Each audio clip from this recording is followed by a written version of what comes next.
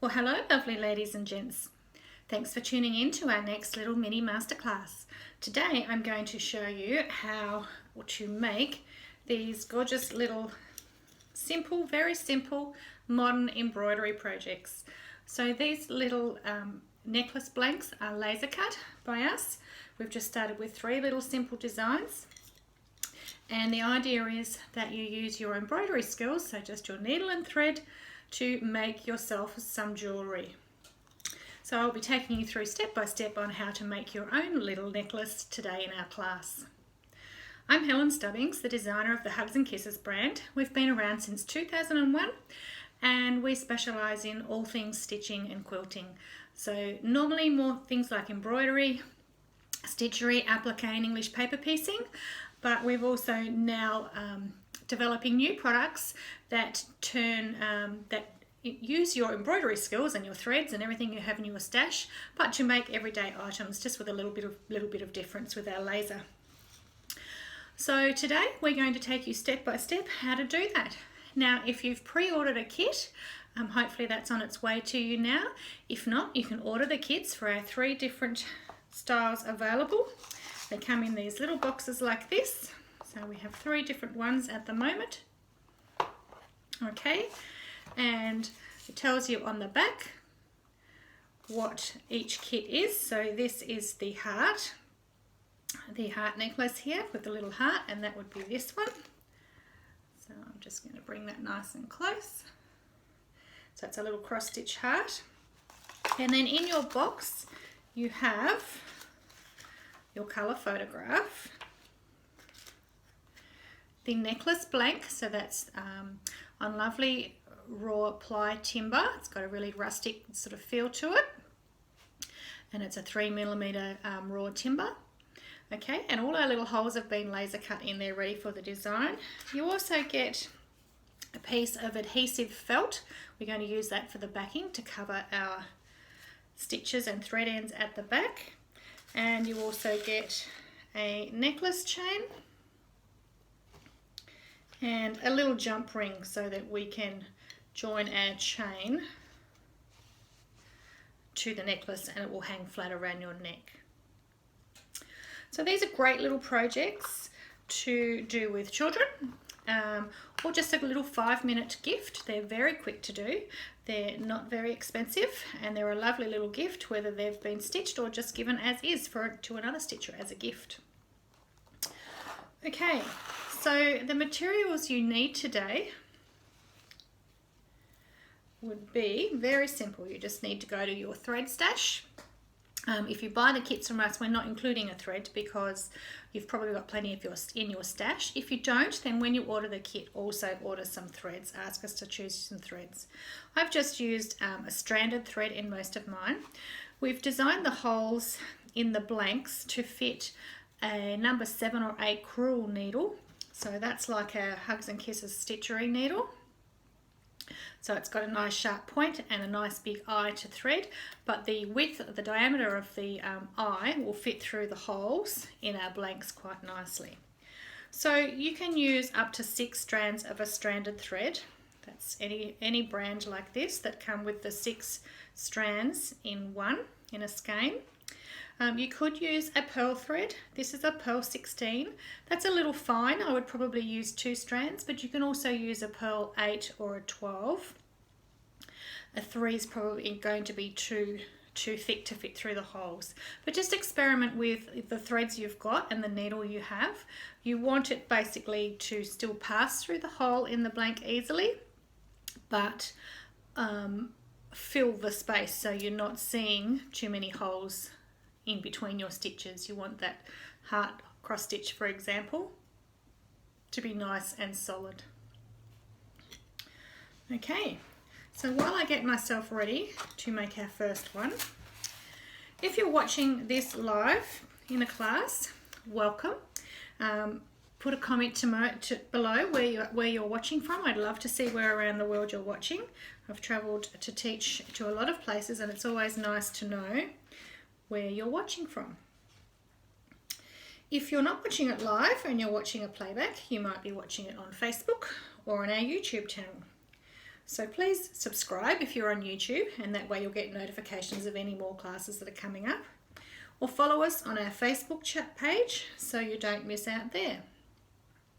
Okay, so I'm going to start with a piece of stranded thread, and I'm going to use about that long, so fingertip to shoulder, a little longer than what you would use if you were embroidering, because we don't want to have too many stops and starts.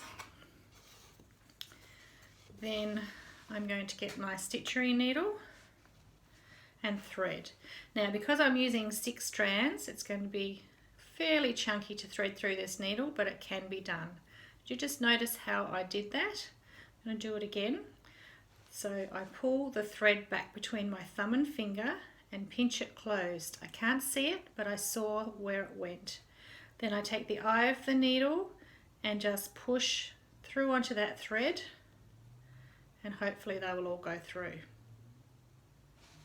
Okay, do that once more. So I'm pushing the eye of the needle onto the ends of those threads while I'm squeezing them shut. Now I'm not going to start with a knot because we'll just get a little lump on the back, okay? We're doing this one today, and I'm going to do the center first. Now that center, when we have so many threads going into the middle, you see I have a larger hole so we can go through several times, but it also does mean it starts to get quite tight. So we're going to come up through the back, whoops, and just pull through and hold your thread to one side. You could place a little bit of tape on it if you wanted to, but that tape may get in the way. Then we're going to go back down into one of these holes and back through the center and work our way around. Now each time you pull, try and pull so that you're opening up that center hole so you've got room to get through for the next stitch.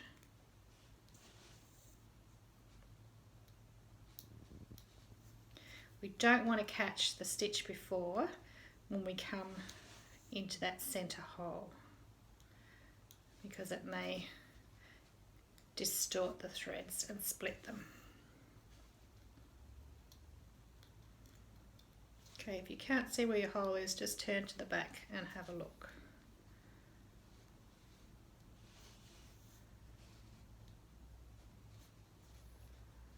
And I'm just working my way around.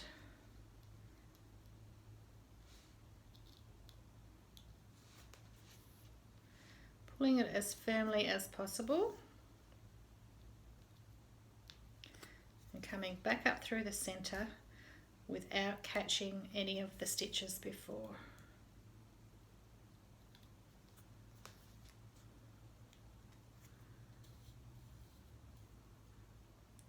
I'm using a variegated thread. It's actually a COSMO Seasons thread, because I just like the way the variegation gives a little bit more movement, particularly when we get to the feathers around the outside edge. Okay, so there's my center stitched. Now on my original one here, I actually used the same thread for the center and for the outside, and because I have plenty of length left, I'm going to pop out and do that now as well. So on the outside, we've actually got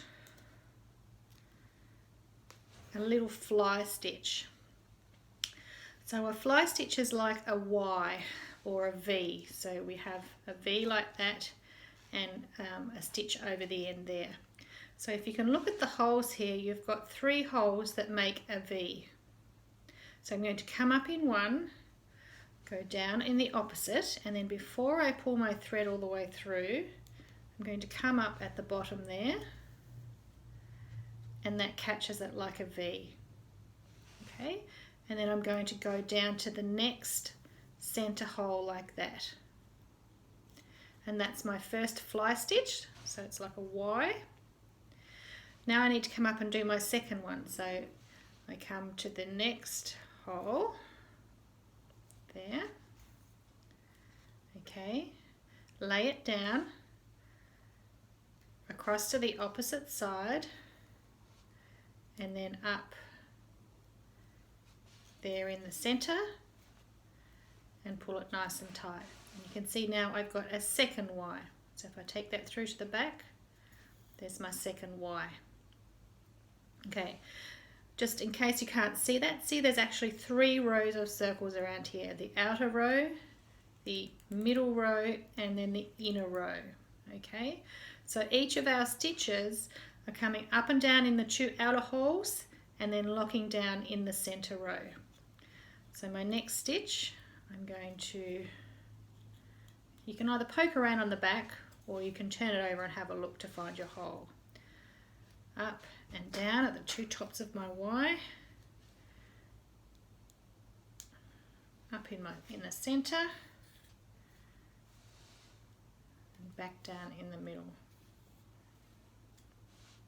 So I'm just going to work my way around until I've completed this thread, and then we'll finish off and get some more. It won't be enough to do the whole circle. So it's a bit like stitching a fly stitch, a continuous fly stitch on fabric, but of course we have a solid piece of timber, so there's no scooping allowed. We have to do stab stitching, so 1 step at a time. Oh, and I've just pricked myself there and got blood on the brooch. I'll have to wash that off afterwards. Just take care there that you don't do that. Trying to do it quickly for camera.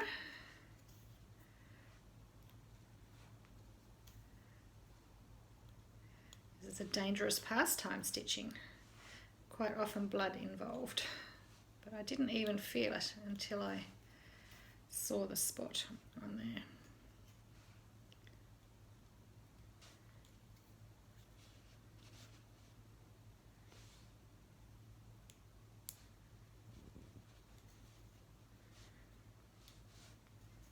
Continue working around, trying to make sure you don't split the thread when you're going through the same hole for the second time.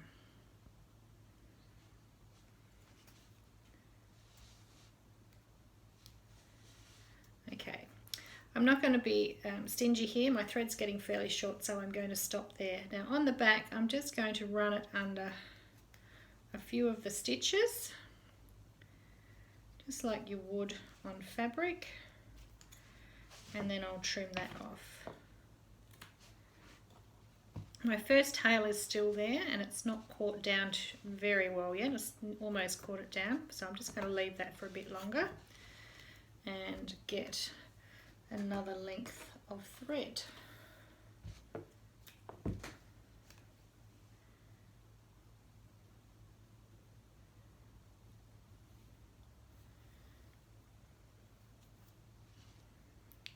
Okay, I'm going to run under a few stitches to where I finished.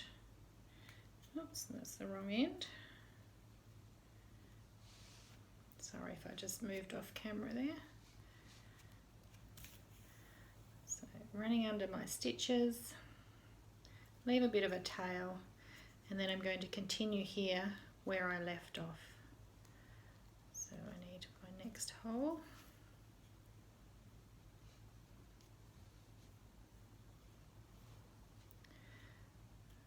Down and up.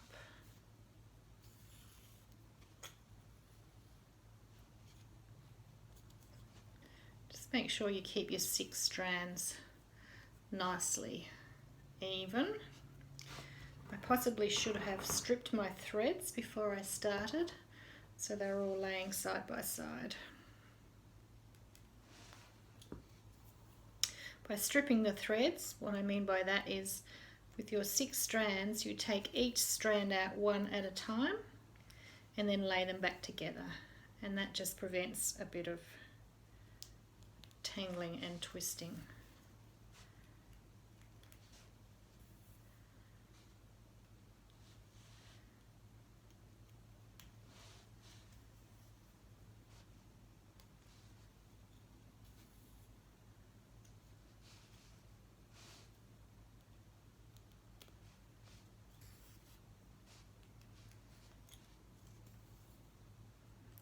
So I've chosen the design that actually takes the most amount of stitches.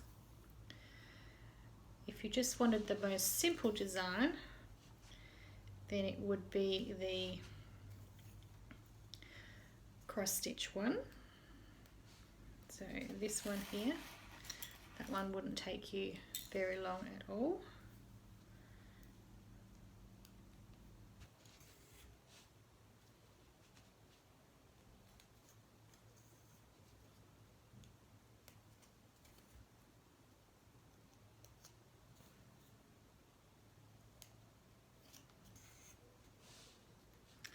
And we're nearly back to the beginning. So our last stitch,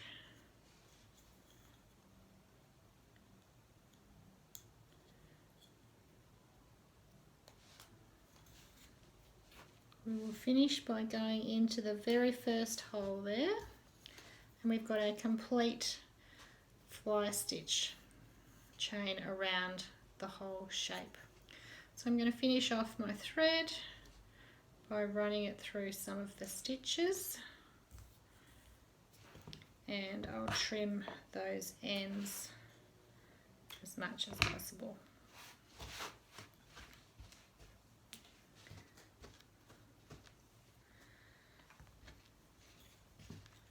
Okay, so now I want to do my little running stitch around here, and I'm going to use a contrasting thread for that. Again, I've got a variegated COSMO Seasons thread here. It's 8010. The blue, if you're wanting to know, was 5019.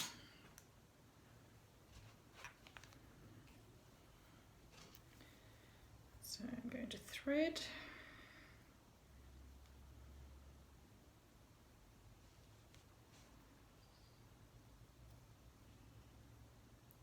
I've got all my threads there. Sometimes I may have got the wrong end of the thread there.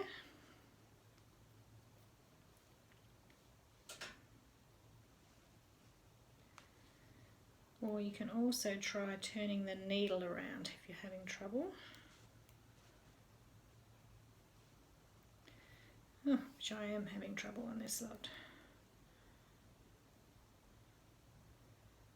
There we go. No, I'm still missing one. Just going to trim it off nice and sharply.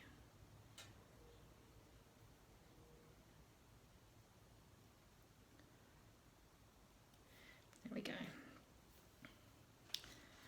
Okay, so I'm going to be doing a running stitch. I could also do a back stitch, so I could make that a solid line. Maybe I'll do that this time, just so you can see. So keep my tail on the back.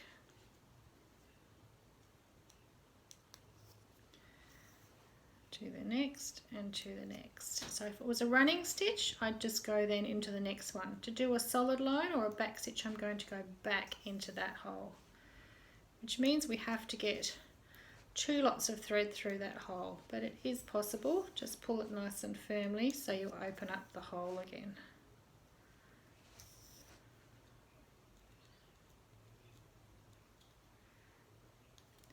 Thread there in the way.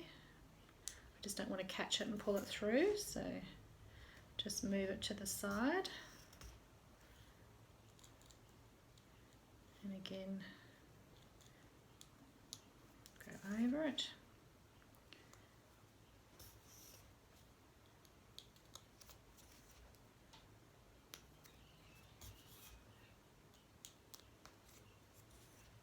I'm going one forward and one back, forward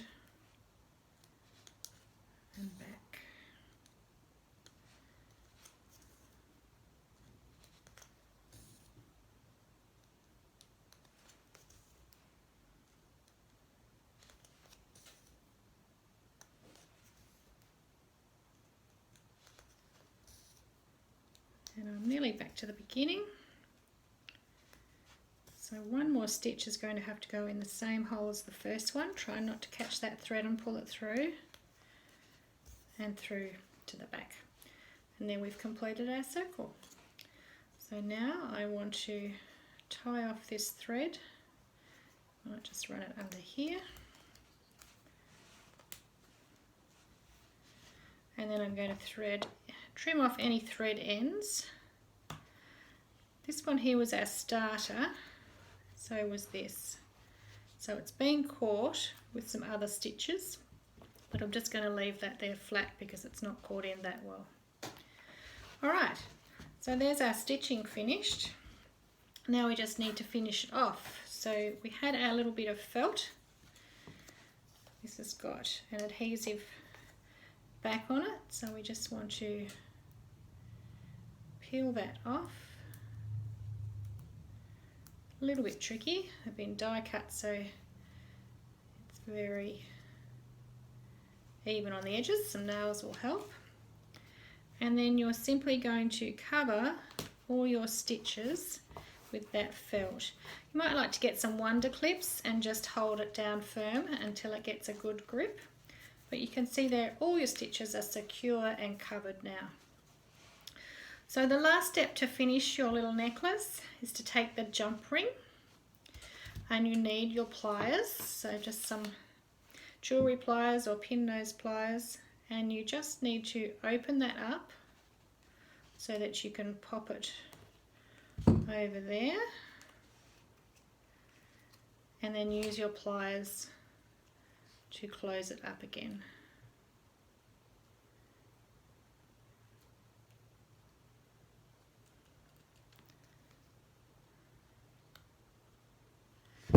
Then you can simply take your chain, this one,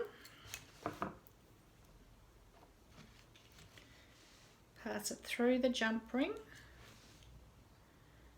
You might prefer to use a leather chain or just a cord or a necklace that you already own.